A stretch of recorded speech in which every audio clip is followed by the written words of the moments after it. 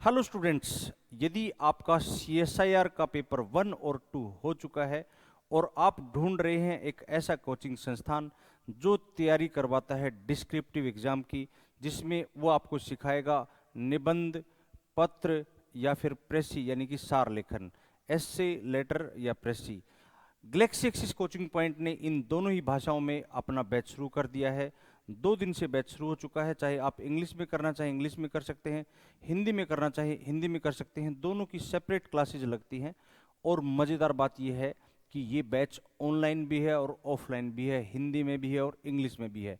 जो भी विषय आपको लगता है, जो भी लैंग्वेज आपको लगती है, वो चुन सकते हो। चलिए दोस्तों, आज मैं थोड़ा सा आपको हिंदी में पत्र यानी कि लेटर कैसे लिखते हैं, एप्लीकेशन कैसे लिखते हैं, इसके बारे में थोड़ी सी जानकारी देना चाहता हूं कि आपके जो आने वाला एग्जाम है उसमें आपको किस तरीके से लेटर लिखना है, कितने शब्दों का होना चाहिए, क्या तरीका होना चाहिए, लेटर किस तरह के होते हैं। तो चलिए शुरू करते हैं थोड़ी सी जानकारी के साथ इस क्लास में। हम आप देख ही रहे हैं, आपका 20 मार्क्स का आएगा पत्र लेखन, आप कह सकते हो। अब यहाँ पर सबसे पहले मैं आपको थोड़ा सा बता दूं कि जो पत्र है, जो लेटर है, वो 2 तरह का होता है बेसिकली। वैसे तो कई तरह के पत्र हो सकते हैं, लेकिन ज्यादातर मुख्य तौर पर इनको हम 2 ही भागों में बांटते हैं, जिसमें पहले वाला आप देख रहे हो औपचारिक पत्र या फॉर्मल लेटर, अनौपचारिक जिसको हम इनफॉर्मल लेटर भी बोलते हैं। अब जो अगर मैं बात करूं केवल औपचारिक लेटर की, यानी जो औपचारिक है, ठीक है ना, जो औपचारिक पत्र है आपका, एक बार लिख दे रहा हूं, ये जो औपचारिक पत्र है ये किसको लिखा जाता है?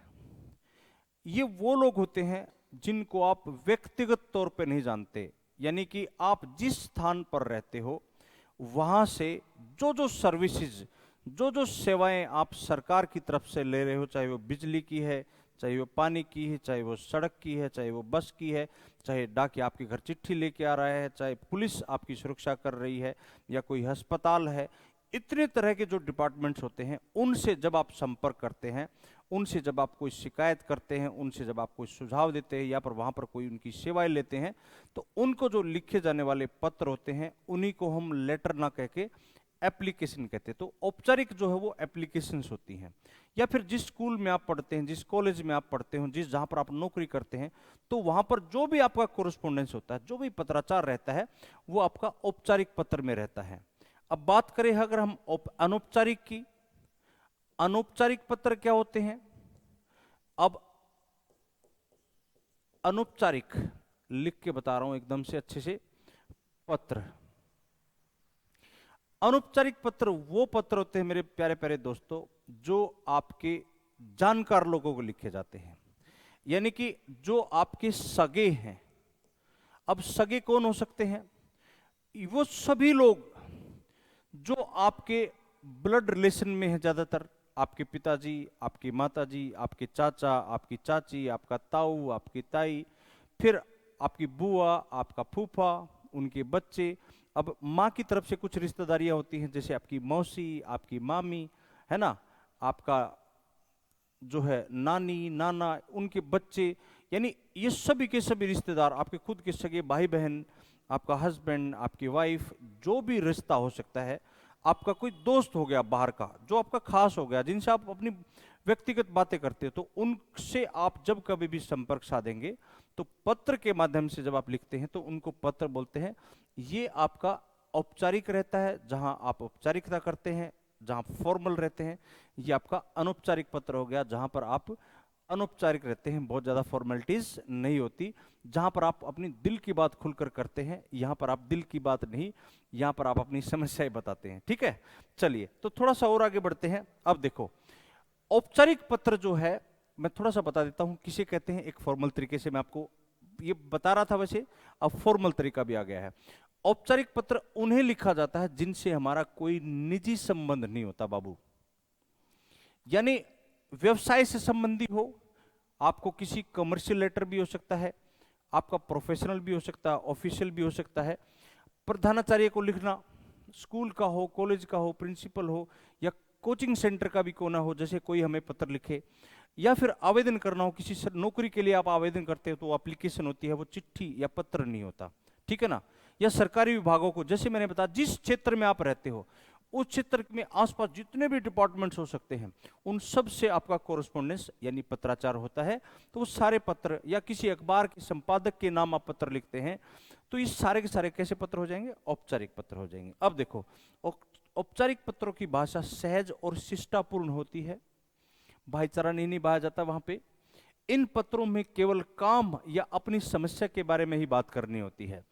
व्यवसाय से संबंधी प्रधानाचार्य को लिखे प्रार्थना पत्र, आवेदन पत्र, सरकारी पत्र, विभागों को लिखे पत्र, ये संपादक के नाम पत्र, इनमें आप अपनी व्यक्तिगत बात नहीं बताते कि आज मेरा पेट ठीक नहीं है, आज मेरी दांत में दर्द है इसलिए मैं आपको पत्र लिख रहा हूं, हमारे घर में बिजली नहीं आई और मैं गर्म पानी करके नहा नहीं पाया, ऐसी बात नहीं लिखनी, समझ में आ।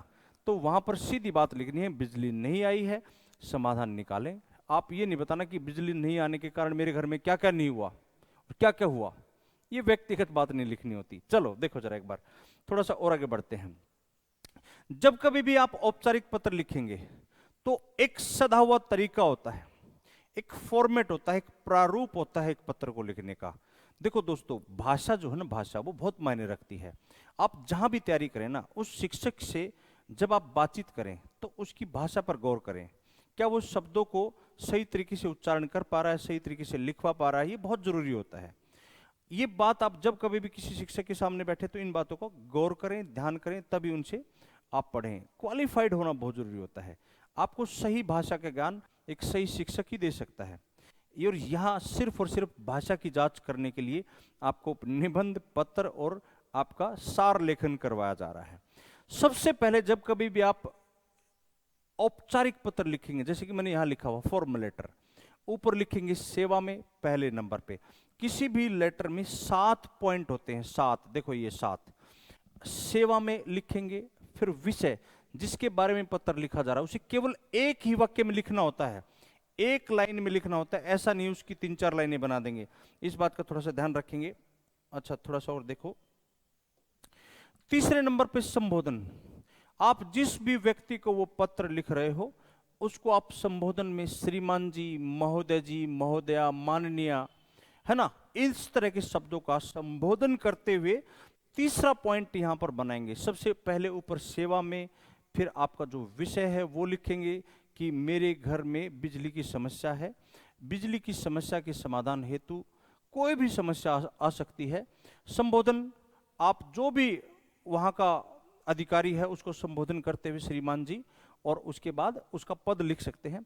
विषय वस्तु, जो जिसको हम लोग बॉडी ऑफ लेटर भी बोल देते हैं, बॉडी ऑफ लेटर हिंदी में, इसको आप हिंदी में जो ये मैंने जिस बात को अंडरलाइन किया है ना, इसको आप बॉडी ऑफ लेटर भी बोला जाता है, बॉडी ऑफ लेटर, या हिंदी में आप इसको क्लेवर के नाम से भी जानते हैं।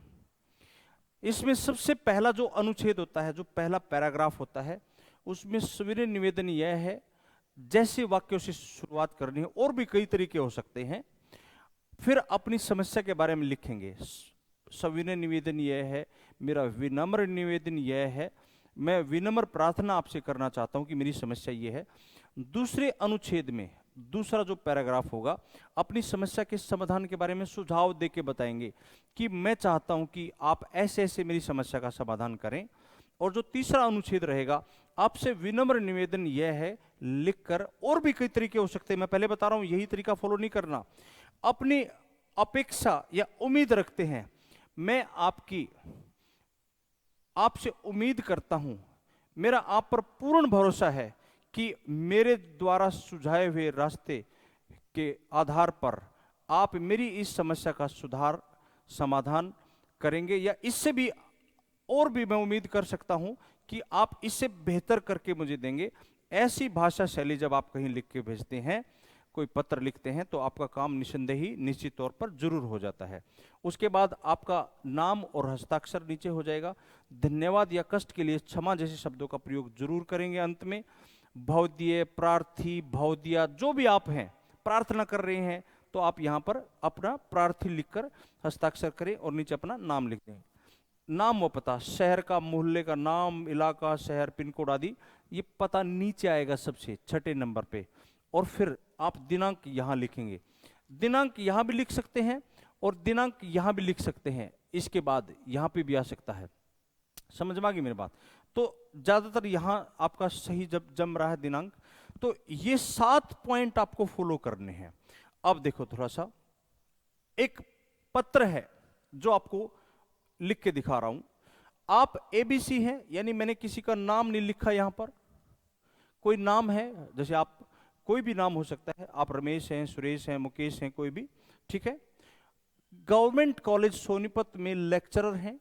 प्रधानाचार्य को पत्र लिखकर सूचित करें कि आपके पास 6 अर्जित अवकाश बचे हुए हैं आपके अपने, और सूरजकुंड मेले में भाग लेने के लिए 1 सप्ताह की छुट्टी चाहते हैं, जहां आपके भाई ने हस्तशिल्प की दुकान लगाई है। तो एक लेटर हो गया, एक पत्र हो गया, एप्लीकेशन हो गया। अब लिखेंगे कैसे? बिल्कुल वही तरीका जो मैंने बताया। सेवा में श्रीमान प्रधानाचार्य, गवर्नमेंट कॉलेज सोनीपत। दिनांक हो गया, यहां मैंने कहा ना ऊपर भी लिखा जा सकता है।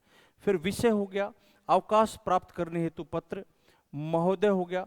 और यहां से आप ये जो नीचे वाला पार्ट है, इस पार्ट में आप लिखेंगे बॉडी ऑफ लेटर, जिसको आपने 1, 2 और 3 गिनती लिखनी नहीं है, मैं इसको हटा रहा हूं। ऐसे करके आप 3 अनुच्छेद में अपनी बात को पूरी करेंगे, जैसे कि मैंने यहां आपको करके दिखाया हुआ है। आप कुछ इस तरीके की भाषा का प्रयोग करते हुए इस पत्र को लिखेंगे। कैसे भला? देखो मैं पढ़ के सुना रहा हूं आपको, इससे भाषा की क्लैरिटी भी आपको हो जाएगी, स्पष्टता का भी पता चल जाएगा। सविनय निवेदन है कि मैं आपके कॉलेज में साइंस लेक्चरर के पद पर गत 2 वर्षों से कार्यरत हूं, मतलब पिछले 2 वर्षों से। महोदय, मैं आपका ध्यान इस ओर आकृष्ट करना चाहता हूं कि लेक्चरर को शासन द्वारा साल भर में दी गई कुल छुट्टियों में से अभी मेरे हिस्से में 6 छुट्टियां शेष हैं, जिनका मैं सदुपयोग करना चाहता हूं। अर्थात मैं एक साथ 6 दिन का अवकाश लेना चाहता हूं। दरअसल मेरे छोटे भाई ने सूरजकुंड मेले में हस्तशिल्प कलाकृतियों का स्टॉल लगाया है, अतः मैं उस मेले में शामिल होकर अपने भाई का उत्साहवर्धन करना चाहती हूं या चाहता हूं। इस कारणवश 6 दिन का अवकाश लेना चाहता हूं। कॉलेज में अभी सेमेस्टर ब्रेक चल रहे हैं और रेगुलर कक्षाएं भी शुरू नहीं हुई हैं। इसका मतलब आप एक जिम्मेदार शिक्षक हैं, लेक्चरर हैं, आप बच्चों की पढ़ाई खराब नहीं करना चाहते, ये बात आपने मेंशन कर दी यहाँ पे। अतः महोदय से निवेदन है कि मुझे दिनांक इस डेट से इस डेट तक की, यहाँ 24 लिख लेंगे यहाँ पर, तक अवकाश प्रदान करने की कृपा करें। मैं आपका अत्यंत आभारी रहूंगा। ये बात भी हमने लिख दी है, धन्यवाद भी लिखा। फिर भवदीय या प्रार्थी, एबीसी और साइंस लेक्चरर आपने लिख दिया। मेरे हिसाब से आपको ये बात अच्छे से समझ में आ गई है। अगर आ गई है तो आपको करना क्या है, एक पत्र मैं आपके लिए लिखे छोड़ रहा हूं, जो आपको घर बैठ के प्रैक्टिस करना है और मैच करना है कि क्या इस तरीके से मैच हो रहा है, क्या ये पॉइंट, जो 7 पॉइंट मैंने मेंशन किए हैं, ये आपकी समझ में आ गए। इनको आगे पीछे नहीं करना, बस इतना ध्यान रखना है। आपके लिए मैं छोड़े जा रहा हूं एक पत्र। आप सचिव सार्वजनिक पुस्तकालय हैं, नेशनल बुक ट्रस्ट के प्रबंधक को पत्र लिखकर हिंदी में प्रकाशित नवीनतम बाल साहित्य की पुस्तकें भेजने हेतु अनुरोध करना है। तो ये आपको लिखना है, मैंने भी लिखा हुआ है। चलिए दोस्तों, इस क्लास को ये खत्म करते हैं। अगर आपको हमारे साथ ऑफलाइन या ऑनलाइन तैयारी करनी है तो आप गैलेक्सी एक्सिस कोचिंग पॉइंट, जो कि पता मैंने आपको लिखा है, सुभाष चौक सोनीपत, ये आपका फ़ोन नंबर है, इस पर संपर्क कर सकते हैं। मैं दोबारा पुनः दोहरा रहा हूँ कि गैलेक्सी एक्सिस कोचिंग पॉइंट का डिस्क्रिप्टिव बैच पत्र, निबंध और प्रेसी, जिसके लिए आप ऑफलाइन और ऑनलाइन हिंदी और इंग्लिश दोनों भाषाओं में आ सकते हैं। चलिए दोस्तों, अगर आपको तैयारी करनी है तो जुड़ जाइएगा गैलेक्सी एक्सिस कोचिंग पॉइंट से। अभी के लिए इतना ही, नमस्कार।